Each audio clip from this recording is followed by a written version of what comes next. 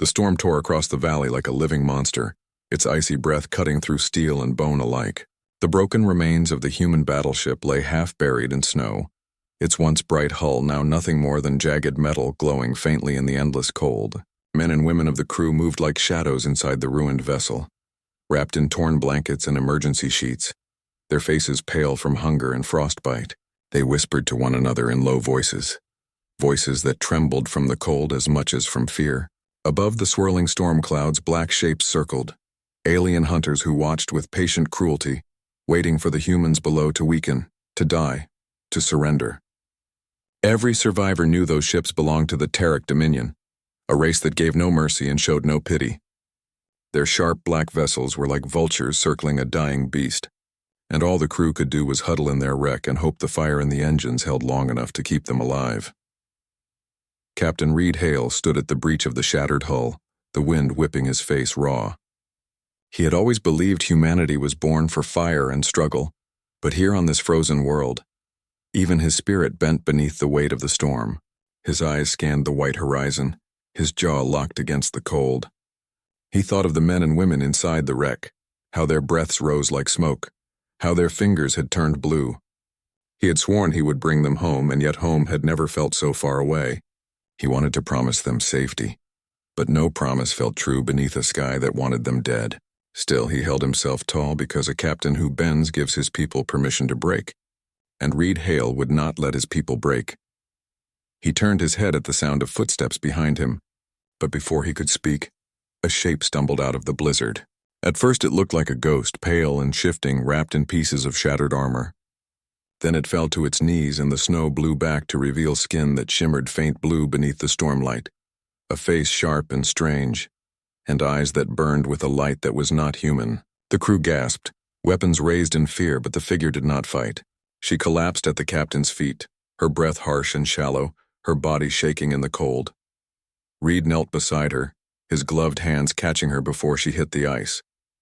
Her lips moved and a sound came out that was more command than plea, though it was so weak it nearly broke apart in the wind. "Bed," she whispered, her accent sharp, her voice struggling. "Now, before we freeze." The humans stared, frozen in more ways than one. No one knew what to do.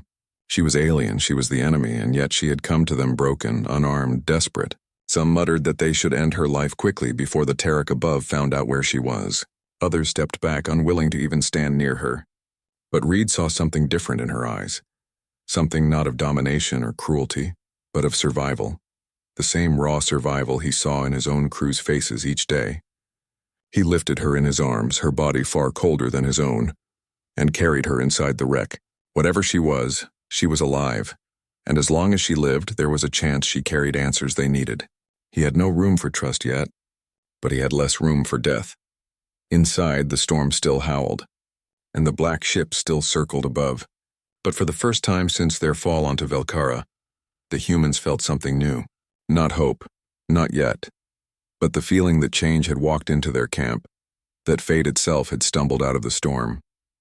And as the alien woman's eyes closed, her words hung heavy in their minds, sharp and strange, as if they carried more meaning than their simple sound.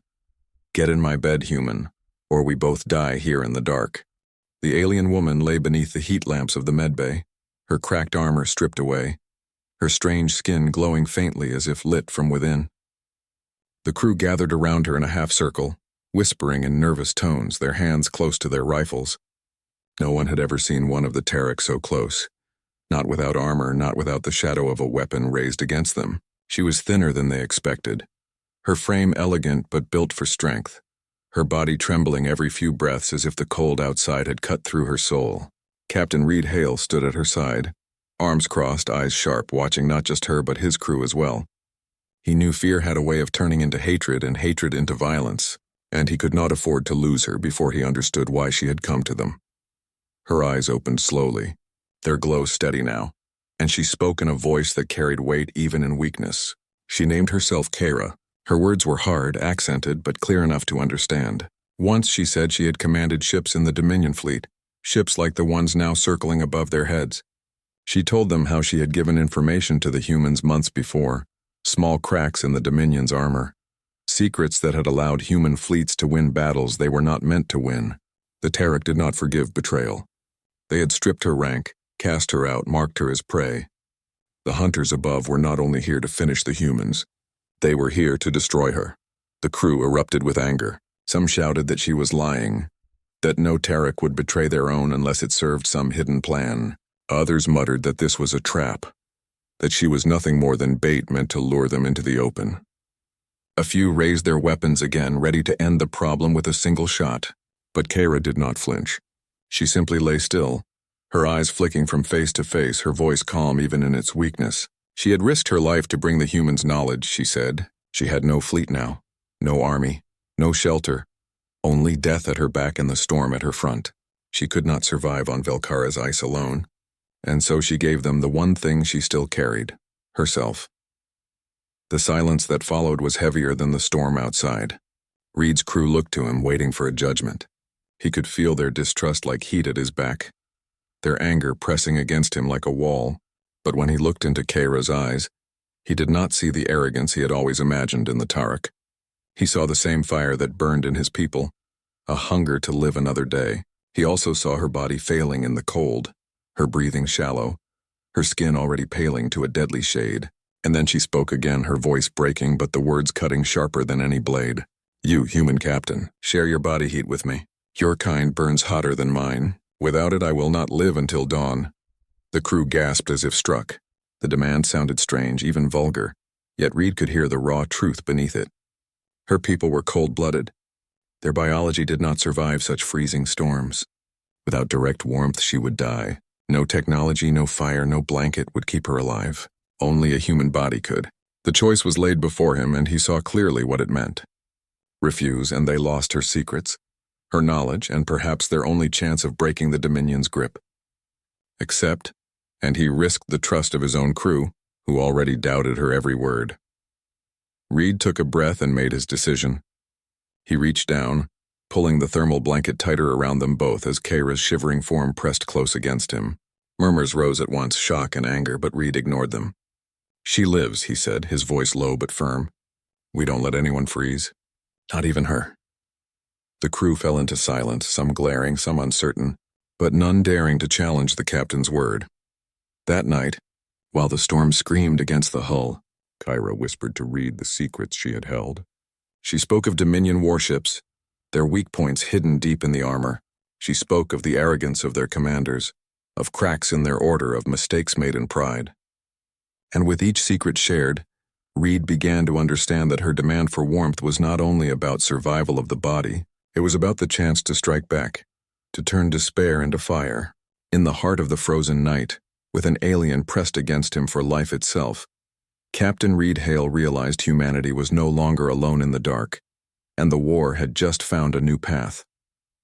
Morning came with a false light, a gray sky torn apart by the clearing of the storm, and what it revealed froze the hearts of every human who looked upward. Out of the clouds descended the Dominion ships, black and jagged, shaped like the claws of some beast that had waited long enough to strike. Their engines roared against the silence of the valley, and the snow beneath them turned to mist from the heat of their descent. The humans in the wreck of the Vanguard rose to their feet with fear written plain on their faces, rifles in hand, eyes wide, voices trembling as they called out what they saw. Captain Reed Hale stood in the breach, his body still aching from the long night spent keeping Kara alive, and he felt his heart harden like iron. The time for hiding was finished. The Tarek had come to end them, and they would not go quietly. Kara moved to his side, her face pale but her eyes alive with the strength of someone who had chosen to fight. She spoke quickly, her words urgent. She told Reed of codes she had memorized, commands that could force open certain systems in Tarek ships, secrets she had stolen before her exile. With them, she said, they could breathe new life into the broken cannons of the Vanguard. It was a dangerous plan, almost madness, but Reed did not hesitate. Madness was better than waiting to die in the snow.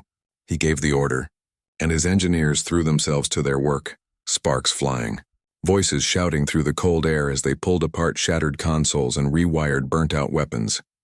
Inside the valley, men and women ran from one end of the wreck to the other, carrying cables, tools. Power cells scavenged from the dead engines. Smoke filled the air. Sparks cut through the dark. Every second was borrowed time, for the shadows of the Dominion fleet grew longer with every passing heartbeat. Reed stood in the control room, his hands gripping the railing as if by holding the ship itself he could will it back to life. Finally, with a roar that echoed like thunder, the main railgun of the Vanguard lit up once more. The survivors cheered, their voices breaking the silence with a wild hope. Kyra allowed herself the smallest smile, and for the first time, Reed thought she looked less like an enemy and more like one of them. Then the sky fell upon them. Dozens of Dominion raiders swooped down, their weapons burning red through the storm mist. The ground shook as their blasts struck the wreck, ripping away steel, tearing through already weakened shields. The humans fired back, the railgun unleashing a beam of molten fire that tore straight through one of the alien cruisers. The vessel broke apart in a shower of sparks and falling metal, its pieces crashing into the valley floor like falling stars. The survivors roared in triumph, but the cheer was short-lived. More ships closed in, faster than they could track, weapons hammering again and again. Alarms screamed. Metal twisted. A wall burst inward and men were thrown like dolls into the snow. Reed barked orders, his voice carrying above the chaos. "Hold the line! Keep those cannons firing!" His people obeyed with a kind of desperate loyalty, moving even as blood stained their hands, even as fire filled the halls. Humanity fought back with every weapon they had, rifles flashing, grenades roaring, railguns blazing. They fought with rage, with hunger, with the need to live one more hour, yet it was not enough. For every ship they struck, 3 more took its place. The sky seemed endless, a black tide that no storm could hide. Kara's hand caught Reed's shoulder, her voice cutting through the noise. "You cannot win this way," she said, her eyes sharp as blades. "Your people will bleed until none remain. But I can give you a way to strike at the heart. I can take you aboard their flagship. If you trust me, if you follow me, I will lead you to their overlord. Kill him, and the fleet will shatter." Reed looked at her, sweat and blood running down his face, the roar of battle filling his ears. He knew it could be a trap, a path into death laid by a traitor playing both sides. But he also knew that to remain here meant certain defeat. His people were already dying. They needed more than guns. They needed a blade driven straight into the enemy's heart. "Then take us there," he said, his voice iron, his choice made. And in that moment, amidst the fire and the falling sky, humanity prepared not to defend but to strike back. The stolen shuttle rattled as it cut through the sky, shaking so hard that the men inside gripped their rifles like they were holding on to life itself. Captain Reed Hale stood near the cockpit, watching the Dominion flagship grow larger with every passing second. It hung above the frozen world like a black crown, vast and terrible, its jagged surface crawling with gun turrets and glowing engines. To most men it looked like death itself, but to Reed it looked like the only path left. Around him his soldiers sat in silence, their faces pale in the dim red lights of the shuttle. Some whispered prayers. Others checked their weapons again and again, but none dared to speak too loudly. To speak would be to admit fear, and fear was already heavy in the air. Kyra stood at the front, her posture straight, her eyes fixed on the looming fortress. She was calm, almost too calm, and Reed wondered if she was holding her courage like a mask or if she truly had no fear left in her. When the first barrage came, it was like the sky itself tried to crush them. Blazing fire rained down from the flagship's guns, lighting up the void around them. The shuttle rocked, alarms screaming, smoke filling the cabin. A blast tore through the left wing, sending the craft spinning. Men shouted, some thrown from their seats, and one soldier was torn apart as shrapnel burst through the hull. Reed grabbed a handhold, teeth gritted, eyes blazing with fury as he roared above the chaos. "Hold steady. We make it or we die here." Somehow the pilot wrestled the shuttle back under control, and Kara barked a string of alien codes into the comms. For one terrible heartbeat, nothing happened. Then the Dominion flagship's defenses faltered for just a moment, enough for the shuttle to break through and slam into a docking bay deep inside the beast.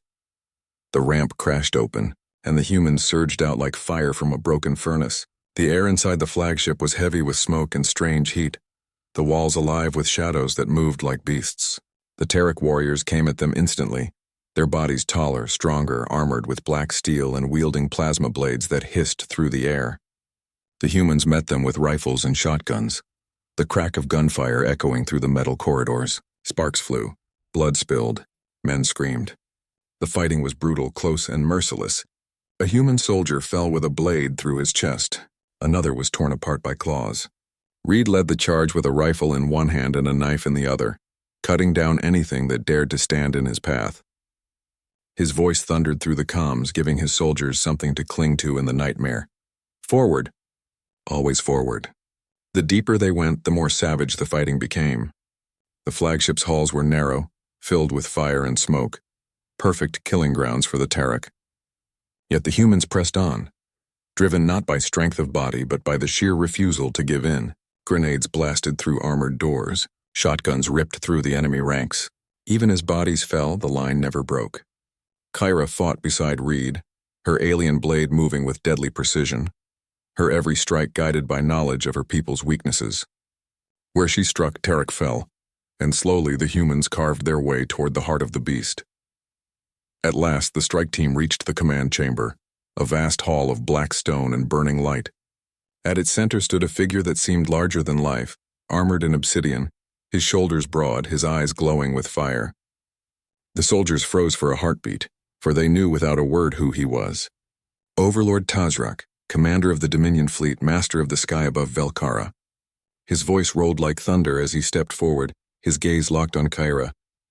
"So the traitor crawls back at last," he growled, his words filled with venom. "And she brings vermin to my throne." Reed leveled his rifle, his voice cold and steady. "Not vermin, humans." The chamber exploded into chaos as both sides clashed and the final battle began. The command chamber shook with the roar of battle, a storm of steel and fire trapped inside walls of black stone. Human rifles spat flame into the dark, grenades cracked the floor, and the screams of dying warriors echoed from the high ceiling. The Terek guards fought with savage fury, their claws raking through armor, their plasma blades cutting arcs of burning light. The humans met them head-on, smaller and weaker in body but fierce beyond reason, their bullets slamming through alien flesh, their knives striking where guns had fallen empty. Blood sprayed the walls, human and Terek alike, but still neither side yielded. In the center of it all, Captain Reed Hale faced the towering figure of Overlord Tazrak. The alien commander was a mountain of power, his armor gleaming like liquid night, his every movement faster and heavier than any soldier Reed had ever faced. Tazrak's blade crashed against Reed's rifle, shattering it in half with a single strike. Reed staggered back, barely lifting his knife in time to block the second blow. Sparks burst around them as steel screamed against steel. The force of each strike rattled Reed's bones, sending shock through his arms, but he stood his ground with a growl in his throat. This was not just survival. This was humanity's stand against extinction, and he would not let this monster take another step forward. Around him, the chamber was painted with fire and death.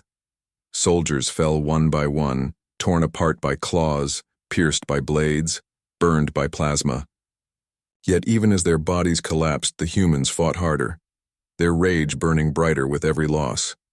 They shouted each other's names, dragging the wounded back, firing until their rifles smoked and their hands blistered. Kyra fought, at Reed's side, her alien blade flashing, her every strike aimed with ruthless precision at the weak points of her former kin. Her body moved like lightning, but even she could not match the Overlord's strength. Tazrak struck her down with a single crushing blow, his clawed hand seizing her throat and driving her into the floor. Her blade clattered away, her breath caught in her chest. The Overlord's glowing eyes burned down at her as he lifted his weapon for the kill. His voice was a growl of triumph. "You dare betray the Dominion, and now you die with vermin at your side." Reed's body moved before his mind caught up. He threw himself between them, his armor cracking under the force of Tazrak's strike, his chest burning with pain as blood spilled from the wound. He fell to one knee, gasping, but he held his knife tight in his hand, refusing to let it fall. Tazrak sneered, towering above him, amused at his defiance. "You would die for her?" the Overlord mocked, his deep voice rolling like thunder. "A traitor who is nothing, and a species that is less." Reed spat blood onto the floor, his eyes fierce even as his body trembled. His voice was rough, broken, but it carried through the chaos like a bell. "She's not nothing, she's family now. And humans protect their own." With those words, he pressed forward, shoving the blade of his broken knife into Tazrak's side. buying just enough space to pull a thermal grenade from his belt. With a roar that shook the chamber, he forced the grenade into the Overlord's chestplate and locked his arms around the alien giant. Tazrak's eyes widened in rage, his claws tearing at Reed. But it was too late. For Earth, Reed bellowed, and the grenade detonated. The explosion tore through the chamber in a burst of fire and light. Metal ripped apart, flames climbed the walls, and the Overlord's body was consumed in the blast. Shockwaves hurled humans and Tarek alike to the floor, and the chamber filled with smoke and burning debris. The sound of the explosion rolled through the flagship like the end of the world. When the fire cleared, Reed lay broken on the ground, his body smoking, his armor shattered, his breath faint, but still alive. Beside him, Kara crawled forward, her trembling hands gripping his arm, her eyes wide with something she had not felt in years. Hope. Around them, the humans who survived pulled themselves to their feet, battered and bloodied but victorious. The Overlord was dead, and his fleet above would soon collapse without his command. The impossible had been done. Humanity had driven a blade into the heart of the Dominion. The Dominion flagship burned in the sky above Velkara, its great black hull breaking apart in slow silence, like a mountain crumbling into dust. From the frozen valley below, the survivors of the Vanguard lifted their eyes and watched fire streak across the heavens, each fragment falling like a dying star. The hunters that had circled them for days scattered in panic, their formations collapsing without the will of the Overlord to hold them. Some fled into the storm, others turned their guns on each other, but none dared stay to face the humans who had struck down their master. On the ground, silence fell for the first time in what felt like forever, broken only by the wind and the faint groans of the wounded. Inside the ruined remains of the flagship, the survivors of the strike team pulled themselves from the wreckage, bloody, exhausted, their armor cracked and their weapons nearly spent. Captain Reed Hale lay on a torn slab of metal, his chest rising weakly, his face pale, his eyes half closed. Medics rushed to his side, their hands moving quickly, but even as they worked, it was clear his strength was fading. Beside him, Kara knelt, her hand gripping his with a desperate force that belied her calm alien face. She whispered words in her language, words no human understood, but the tone was soft, filled with sorrow and something that sounded almost like love. When she spoke again in the tongue of men, her voice was quiet but steady. "You gave me warmth when I had none," she said, her glowing eyes fixed on Reed. "Not only to live, but to believe again. I thought the stars belonged only to power, to the Dominion, to those who crushed the weak beneath them. But you, human captain, you showed me a fire stronger than their strength. You fight not for conquest, not for glory, but for each other. That is why your kind will not fall." Reed tried to answer, his lips cracking into the faintest smile, and though his voice was weak, it carried enough for all to hear. "Then let them remember," he whispered, "that humans never freeze, not while we have each other." His hand squeezed hers once before his eyes closed, and though his chest still rose, everyone around him knew he stood on the edge of shadow. Kyra bowed her head over him, her pale hair falling like a curtain, and the soldiers who remained gave him silence, the kind of silence given only to heroes. Outside, the Dominion fleet fell into ruin, their ships tearing themselves apart without command, scattering into the void like ash before the wind. The humans, though broken, had won. They had struck down a giant in the heart of his own fortress, and the echo of that victory would carry across the stars. Word would spread to every hidden colony, to every frightened outpost, that humanity had faced the might of the Dominion and endured. It was more than survival. It was proof. Proof that a species born on one small world of oceans and forests could rise against monsters forged for war. Proof that even the coldest night could not kill the fire of the human spirit. In the days to come, there would be mourning for the fallen, rebuilding for the survivors, and war still waiting beyond the horizon, for the Dominion was vast and cruel. Yet in that moment, as the fires of the flagship lit the frozen sky, humanity stood unbroken, and in the quiet between storms, Kara remained at Reed's side. Her exile ended not because she had betrayed her people, but because she had found a new one, bound not by blood or power, but by something greater, by the warmth of a fire that refused to die.